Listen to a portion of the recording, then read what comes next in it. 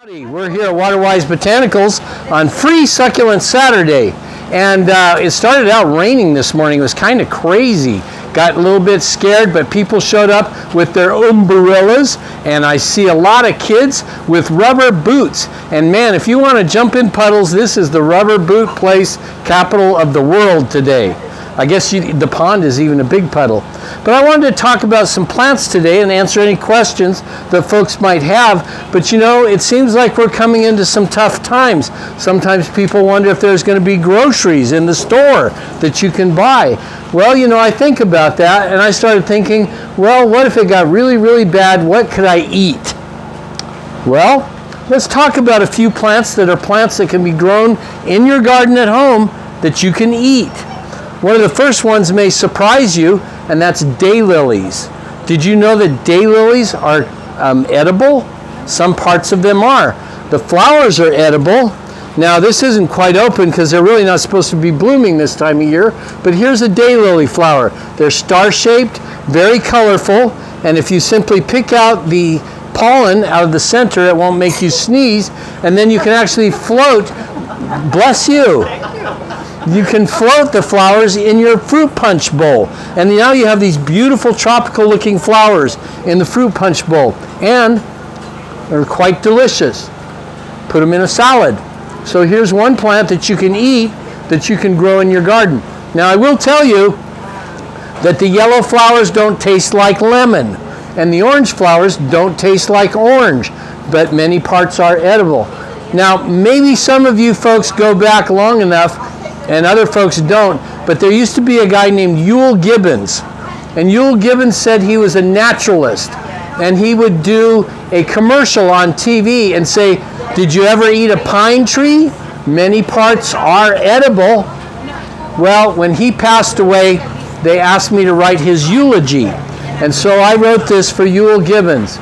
It says, my poor naturalist friend, he died. Though it seems incredible, many parts are edible of that redwood tree he tried.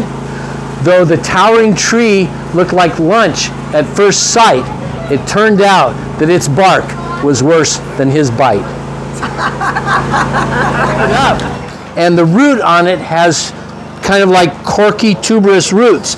And those roots can be sliced up like Jerusalem artichoke, or another root plant like even carrots or rutabaga or something like that, and you can chop up and eat the roots, and they're actually quite tasty and delicious also. Okay, now let's talk about a real powerhouse nutrition plant. A real powerhouse nutrition plant is a cactus. Okay? Now you go, I don't know, cactus have thorns, and what would it taste like, and all that kind of thing. Well, there's a lot of cactus that are not edible. Like you've probably seen films where people are out in the desert and they go, oh, I'm dying of thirst, I'm going to eat a barrel cactus. And they cut open the barrel cactus and they take out this big juicy slice, and it's awful. It's all mucusy and it makes your throat close up, and it's terrible. You can't actually eat a barrel cactus out in the desert to get moisture and food. It's not good for you. But the family of prickly pear cactus have new growth in the spring. And those new growths in Mexico, they call them nopales, okay? And they're delicious. In fact, if you go to our YouTube channel, you'll see a whole cooking show on where we harvest the young pads, the nopales, and how we prepare them, how we cook them, and it's a superfood. It's got carbohydrates, it's got protein, it's got starch, it's got all kinds of good nutritious food items for people in the young growth of the prickly pear cactus. And so there are little tiny, tiny, tiny thorns, even on the thornless ones. Those are called glaucids. But the way that you get those off most easily is just take it over your gas burner stove and just singe off the thorns. And then you can slice it, and then you cook it almost like a bell pepper or something like that. And they're very delicious and very healthy and very good for you.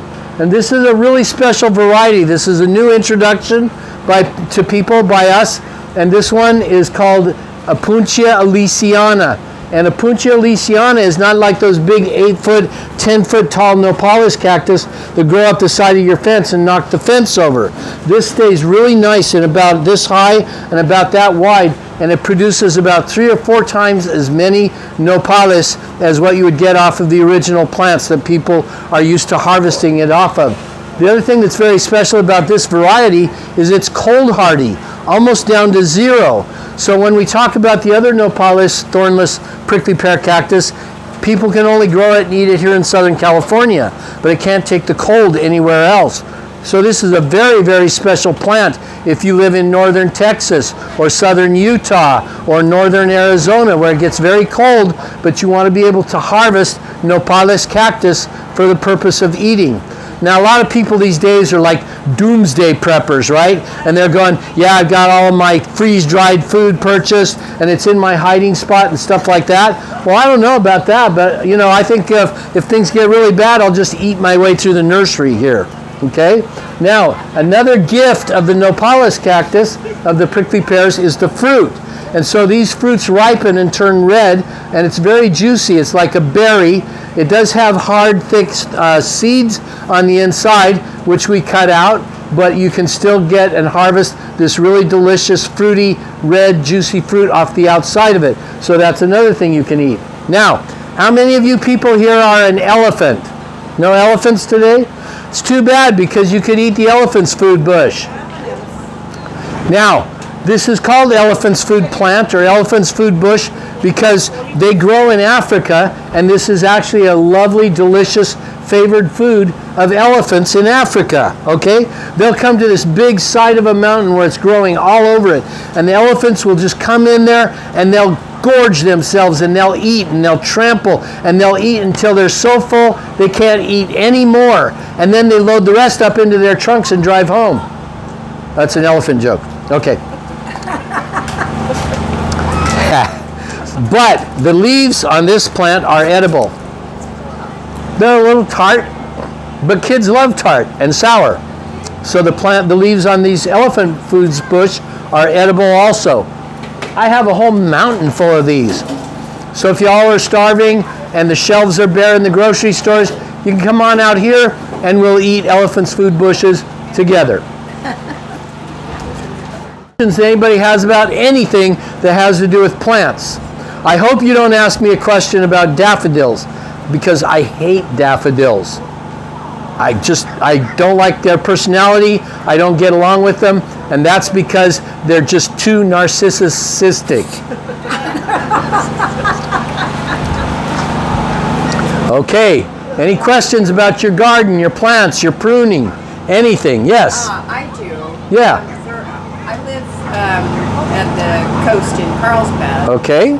And my aloes this past year got black spot everywhere on all of them. So much so that some of the leaves are 100% black. Now, I'm new to aloes, and so I didn't know, I needed to keep an eye for that. Mm-hmm.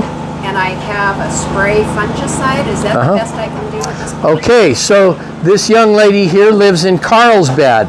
And if you think Carlsbad, you ought to see Oceanside. Oh, that's a little coastal joke. Okay, so she has aloes growing around her home. It's very close to the ocean. This time of year, especially this year, we've had massive surf, and it kicks up a lot of salt spray. And the salt spray may be coming up and gathering a bit on the leaves of your aloes and causing them to weaken a little bit, but the black spot itself is actually a bacterial spot. Now, if it's on old leaves, sometimes that's kind of normal, because as old leaves age, they actually are going to just die naturally, and so these little bacterial spots can get going on them more than, say, on a healthy leaf. But it's all over on all of your leaves. There may be 2 reasons for it. One is certain varieties of aloes just are prone to that, especially in the wintertime. So if you have a lot of wet weather, maybe the salt spray and some other conditions like that, you might see a lot of it. But also, there's some varieties that just are really bad about getting black spot. For example, there's a really poor variety of what they call aloe vera, but it's not the true aloe vera, and it'll just completely load up with black spot. Now, it's not actually really hurting your plant really badly. What'll probably happen is those leaves will probably kind of crinkle up and shed as the warm weather comes, and new leaves will come out. There's not really any chemical that treats bacterial spot very well at all.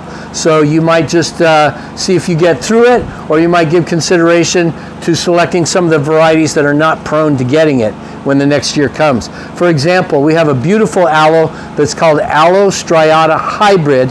It's called the Ghost Aloe, and it has very, very clean leaves and beautiful orange flowers that come up on stems this tall. Now, the thing else, it might be that you're not properly greeting your plants when you go out in the morning. They might be getting black spot because their feelings are hurt. And so I want you to practice this. Every day when you walk out and you see those plants, I want you to say, "Hello, mate, how you doing?" Okay? That's how we solve that problem. Any other questions today about gardening? Yes, ma'am. I live inland where it's very hot, and I have trouble with roses. Okay, here's a woman who lives inland where it's very hot and she has trouble with roses. Now, roses, as we all know, are prissy, prima donnas, princesses. They have needs. They want you to take care of them day and night. I've been watching a rose that's on an abandoned property just up the freeway, just past the new Circle K gas station, and that property was abandoned and demolished about 4 years ago, and that rose bush has not had one drop of water other than the natural rainfall. It's an iceberg rose with white flowers, and every year during the summertime it looks like I'm kind of hanging in there. And right now in the winter, as the rains have come, it's all lush with leaves again. And I took a picture of it last year right after the rains came, and it was covered top to bottom in flowers. So people don't realize that roses are actually much stronger than they think. For example, when you go by an old farmhouse, what's one of the last living plants that's there after everybody's gone and abandoned it for 30 years? There'll still be an old rose climbing up the side. So let's talk about what roses need to flourish. And really one of the biggest things is fertilizer. They need nitrogen. So if you want to give your roses some extra nitrogen, you don't need to go buy the expensive fertilizer. You can just get lawn fertilizer, which is high in nitrogen and lower in the other elements that we don't need so much in our soils here, because in our soils here they're very rich in phosphorus and potassium. So when you add nitrogen, you'll see your roses really take off. Now, another thing about roses is that people think they need a lot of spraying. We have all of our varieties here are virtually clean and self-cleaning. If you have a rose that needs to be sprayed a lot for like leaf spot and things like that, maybe the battle's not worth it. But I will tell you this, in Southern California, our roses in the wintertime, get a lot of leaf spots, sometimes some rust, some black spot and things like that. And it's no big deal, because what really is the problem is the roses are confused. In all other states where it's cold, they drop their leaves. But in California, they're going like, I don't know, should we drop our leaves? Should we keep them? And then they're kind of not doing their best, and then they'll be more prone to having some spot and disease problems on the leaves. But frankly, you can just ignore that, because those leaves will fall off, and if you give them some fresh fertilizer in the spring, those roses should really take off. And then the last thing about roses to keep them healthy is not watering so frequently, but good deep waterings. So if you give your roses, even in the hottest part of summer, if you live anywhere from the coast to inland, Temecula, things like that, and you give them a good deep watering like every 2 weeks, your roses are going to be very healthy. In fact, we designed and project managed the entire municipal rose garden in Temecula called Rose Haven. And there are literally thousands of roses that we put in there. They have 3.5 acres of roses. People's water bills in Temecula are frequently $600, $900 a month or more. That rose garden in Temecula hasn't had a water bill over about $300 for all the years that it's been there. It's probably been about 15 years now. Because roses, once they're established, are tough and durable and beautiful. Now, they will take a break in the hottest part of summer. They'll get to a point like about July, August, where even ours are just kind of going, I don't know, it's a little hot, we'll hang out. But then when fall and the cool weather comes again, in Southern California, it's like spring all over, and they're absolutely beautiful. Did I answer your question for you, ma'am, or did I leave something out? You addressed iceberg. Yeah. Yeah, but I'm particular roses? Sure, the hybrid roses, but everything that I said about that is really true for most of the hybrid roses too. Yeah. Yep, absolutely. Yes. What do you do with those rabbits? Oh, this young lady over here, says, what do you do with those rabbits? Because she's right. Roses are one of the rabbits' favorite food. Okay? I have a great recipe for rabbit Hassenpfeffer. Did I say the wrong thing?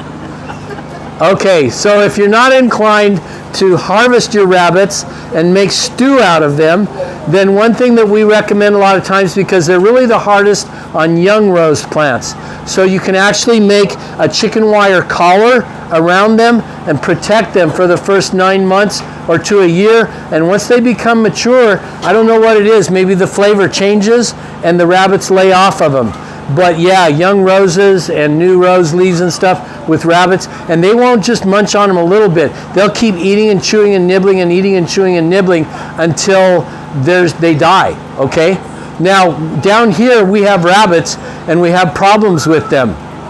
But there's places in California where the rabbits weigh 250 pounds and they have antlers. Oh dear. Any other questions? Yes. One more. You had mentioned rust on roses. Yes.